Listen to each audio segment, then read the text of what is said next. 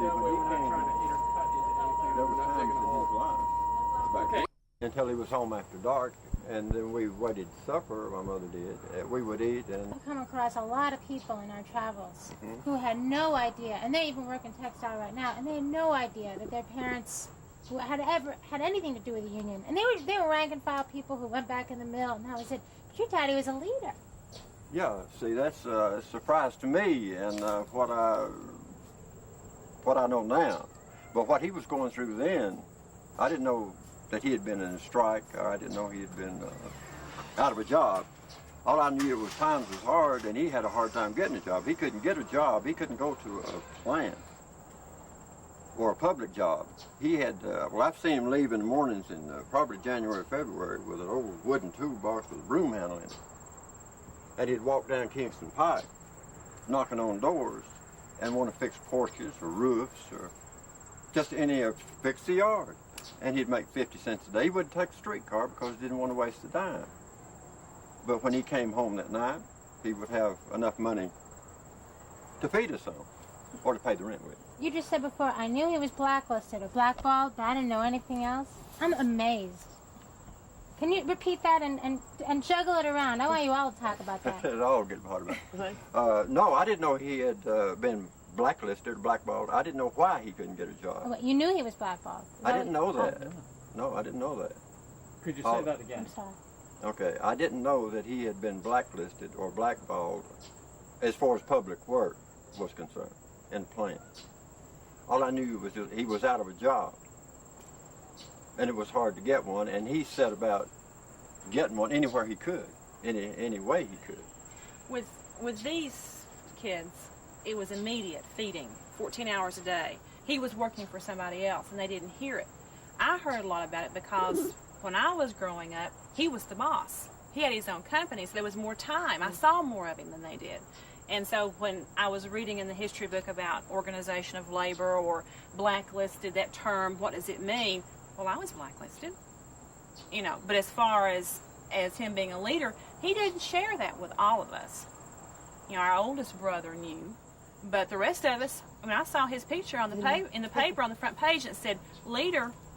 And that's my dad, and I didn't know that. Yeah, when I was at the University of Georgia and taking a political science course, of course we studied unions busting, Haymarket Square affair, and I had no idea my father would have been involved in anything. In fact, that was something way over yonder. Those type of people, you know, I didn't know about. But to find out that he was involved, and in fact, at that level, you know, at that level. You can't believe that. But I think it's made him the kind of person he is, or maybe he always has been, but he thinks about other people.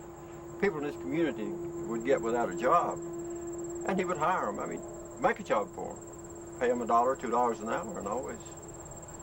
But he's always been the type of person. I just immediately thought of that old storefront down there, and he'd gamble on Friday night and take all these young guys' money, grocery money, and before they left at night, he'd turn around and give them their grocery money back to make sure their kids could eat, because these kids, the five earlier kids didn't eat. I mean, she can't abide by macaroni today. No, I can't. She can't eat macaroni. No.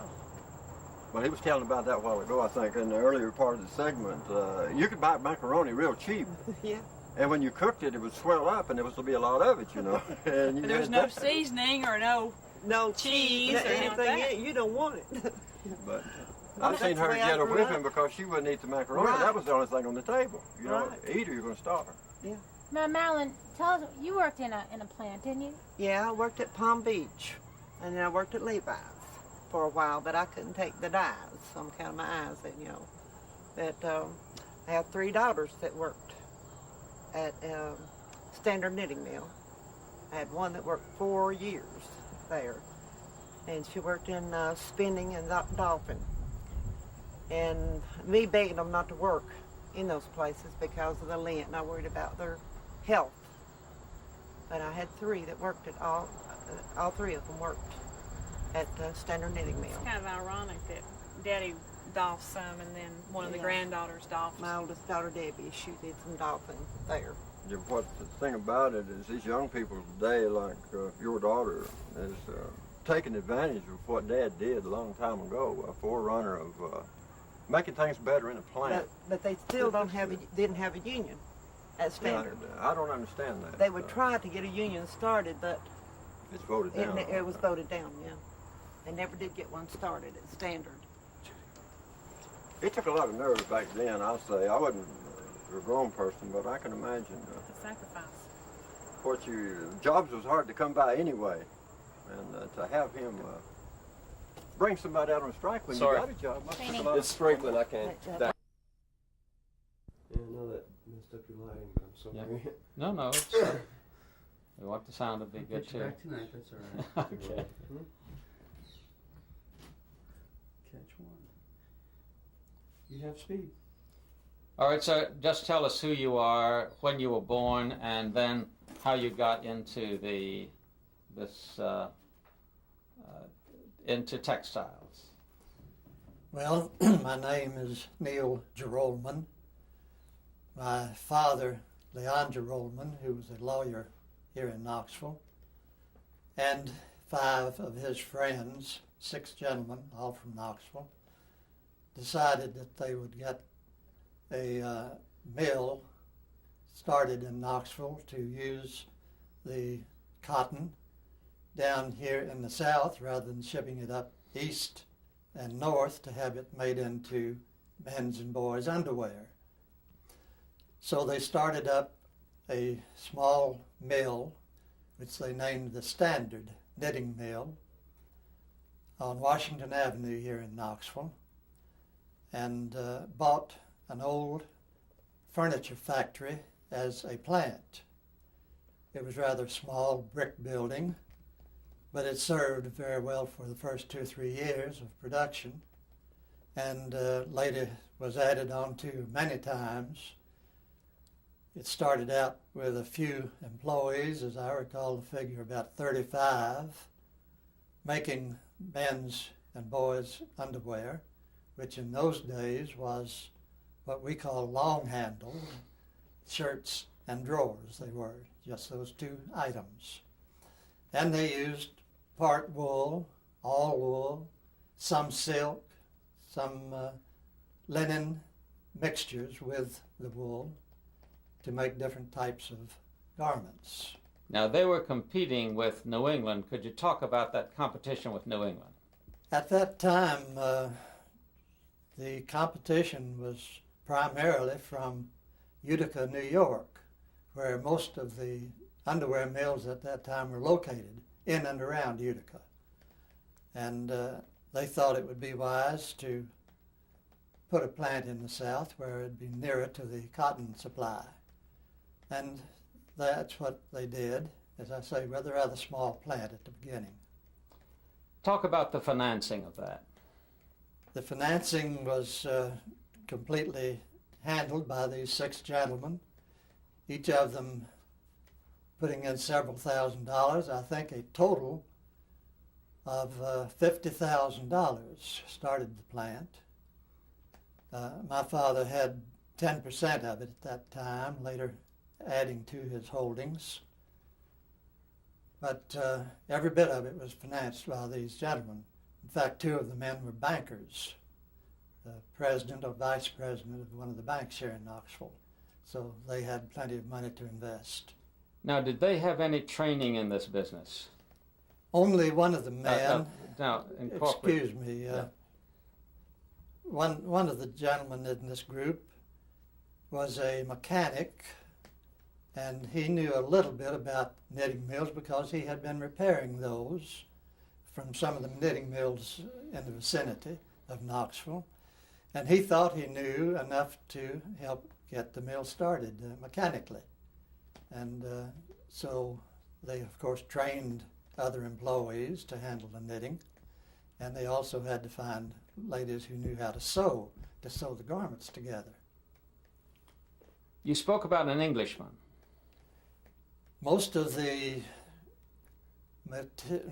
equipment that was handled in mills at that time, especially spinning and carding equipment, came from England. And an English gentleman came with that equipment that was first installed at Standard to help the installation. And he was so good at it that the owners employed him to operate the spinning and carding departments. And he stayed with the mill until his death, 40 or 50 years later. Did you know him? Oh, yes, very well. He was a bloody Englishman. Talk about the kind of employees you had. The employees at Standard were all high school graduates.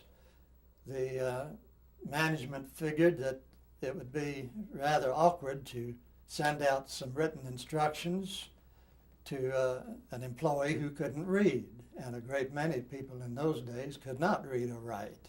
So they made it a policy of the plant to hire no one other than with at least a high school education.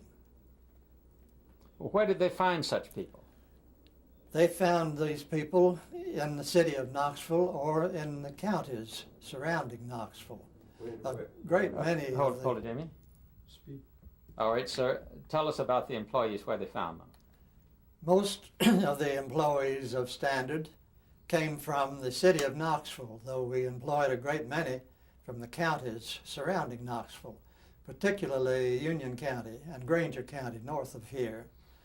And the mill management made it a policy not to hire anyone unless he had at least a high school education, because it would have been rather awkward to send out instructions, written instructions, to any of the employees and find that they couldn't read or write. And so that was one of the main policies of the plant, to hire only high school graduates or better. Now that must have been a very different from the rest of the employees of the cotton mills around. Could you talk about that? I believe that the majority of the mills in the South did not follow such a policy, but hired uneducated people in the main, particularly down south.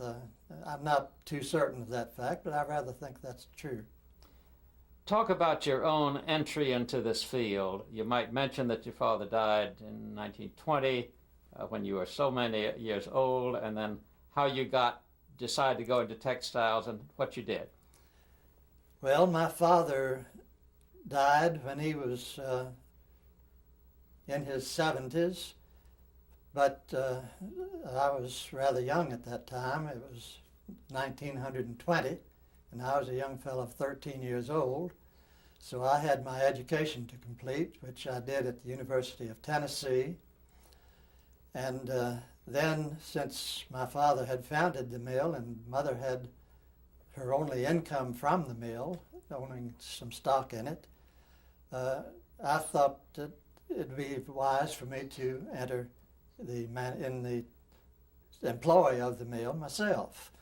When I went to the mill with that suggestion, they suggested to me that I didn't know anything about textiles, and perhaps it would be wise to further my education. And both Mr. McMillan and Mr. Ash, the two gentlemen who ran the plant at that time, had graduated from the Philadelphia Textile School in their youth, and they suggested that I go to Philadelphia and take a 2-year course in cotton, which I did, graduating from there in 1932. Now, when you came back in 1932, that was in the middle of the Depression. Yes. Could you just describe what that was like? The Depression went underway, I think, Sorry, in could you start back and say, 29. when I came back from Philadelphia? Oh, and by the way, sorry, you should also mention that you worked in the plant during your vacations. All right, sir? When I returned from Philadelphia, I entered the plant really as a sweeper down in the carding room. My bosses thought that I should know every part of the manufacturing process, and it was quite a while before I got to be in any position of a real job at the plant. I had worked there off and on during the vacation years from Philadelphia school, and I knew a little bit about the plant operation, but they sent me for a tour of duty of 3 or 4 months in each department in the plant before I was really given a permanent job there. What did you make? The plant made at that time mostly heavyweight underwear. The shirts and drawers, we had added a union suit to that, which was a combination of the shirt and the drawer, the reason for the name of union suit, and no lightweight at all. One of the very first jobs I had was to uncrate some of the Balbriggan machinery, which makes a plain knit, which is used for t-shirts primarily, and that type of underwear. And so I learned about setting that machinery up and how to operate it, along with the other machines in the knitting room. What were they paying you for all of this? For the first 2 or 3 years that I worked there, my salary was 25 cents an hour, which was, I guess, pretty good for Depression days. But I was a long time before I got up into any kind of money at all. A good many years, really. Could you tell us about what happened when the NRA came in? The NRA came along in 1933, I believe, and made a big imprint on our plant because we were paying 10, 15, 20 cents an hour, and they made a minimum payment at that time, I think, of 25 cents an hour.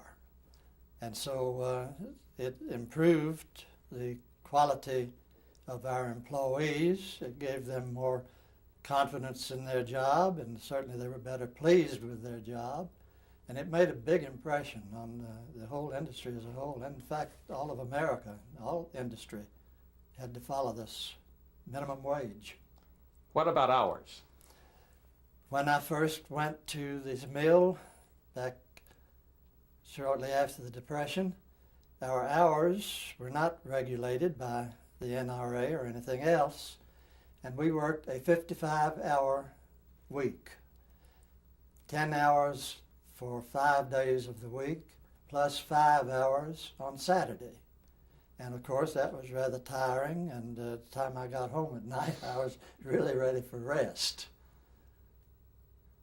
What happened when the NRA came in? NRA, of course, stopped that and set up a 40-hour week in the entire, not only textile industry, but all work in America. Henry Ford was one of the early sponsors of more wages than anyone else, but the NRA really made it more enjoyable to work. You really felt you were making some money with 25 cents an hour. Now, but that must have raised the price of the production, and how did the textile manufacturers cope with that? Well, I'm not too sure about the effect that this had on the industry. I'm sure that it did improve the work, improve the employee morale to have more money, but not being in the management of the plant, I don't know how that affected us as competition with other plants. Of course, everyone had to go to that as a minimum wage, and I'm sure that it improved the morale all over the country. Now, we have talked with a number of people, both management and labor, or hands, and they talk about introducing efficiency methods. Some of them talk about the Beto method and other things. Could you talk about that and how the machinery was made more efficient? You speak of the Beto system of management. We had not that plan in our plant, so I'm not at all familiar with it. I do know that there was such a plan. Naturally, the manufacturers of machinery were always improving something about the machine, something that would make it run faster or smoother or make a better product. And when, when those improvements were made, quite often we would trade in our older machinery for this new type. And always with the idea of making something a little bit cheaper because we were in competition with other plants, and of course had to stay in competition with them with the better equipment. What about the number of employees? How did that affect the number of employees? Of course, when we got an improved machine that would run faster, that meant that the employer, rather than the employee, could get out more production. And so we would usually have less employees as a result. Normally, we would not fire anyone because his machine was running faster, but by attrition, by the number of employees dropping out of work every day, we would give them other work to do in some other part of the plant. What about, I'm going to use their phrase for it, short time? You've asked me something now that I mean, was your factory running full capacity, 3 shifts a day all the time?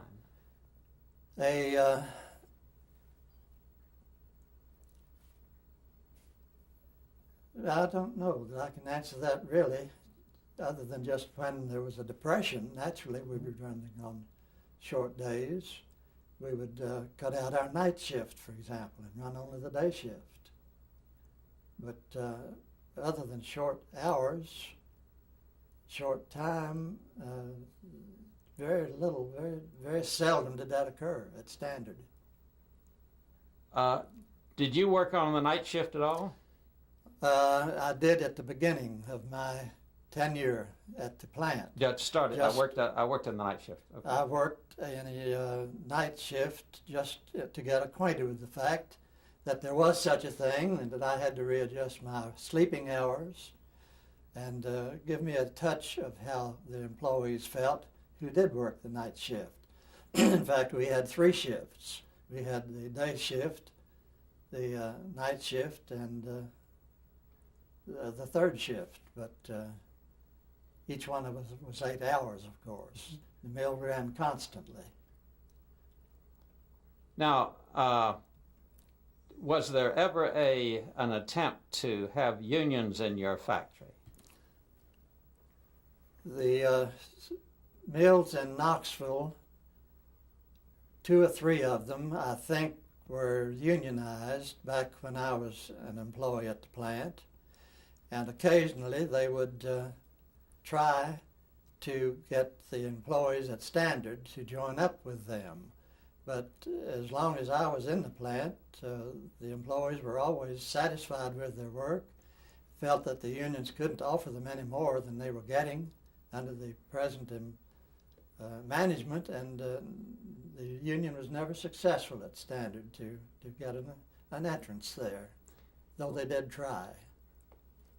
Now, you were in a particularly good position to answer this because you, as somebody who was coming from a management thing, was then working with the ordinary worker. Could you tell about their attitude towards that kind of thing? You were among them and you heard them talking. Well, I don't know that I really could answer that intelligently about their feelings toward the union. Of course, we preferred to have employees who were under the management's direct orders and not from any outsider coming in to interfere with the orders or the type of work that they were given to do. I just don't really know, because not being in management, I couldn't really give too sensible an answer on that particular problem. Mr. Reagan, whom I told you about in Charlotte, told me that a lot of these people regarded unions as almost unchristian. That's the way he put it, that they were against it. I wonder if you heard anything about that when you talk with the employees. I don't recall any unchristian remarks about the unions or really any derogatory remarks about them, other than that they were different. They would give out their orders. One thing they would do, for example, they would not let anyone handle any job other than his own. You could not have an employee who was trained to do one job switched over to another job without the union's approval, and that was one basic reason that the standard management did not want to have to deal through a union. They felt they could transfer one employee to another part of the plant at their will and train him in that new job. But the union, as I understand it, I never had any connections with them, but as I understand it, a man couldn't do two jobs. He was trained to do a job, and that was it. He couldn't touch the tools of someone else. That's a very good statement of that. That is the management's attitude, why they didn't want it to come in. As I understand the job, that was one of the main objections of the management to unions. Sorry. Now, in 1934, there was a big nationwide textile strike. I don't know whether you remember that too much, but there was all over the state. And yet, your mill seemed to have escaped that. Do you recall being in town when that happened and what? I'm sorry, I do not recall that particular. Okay. Let's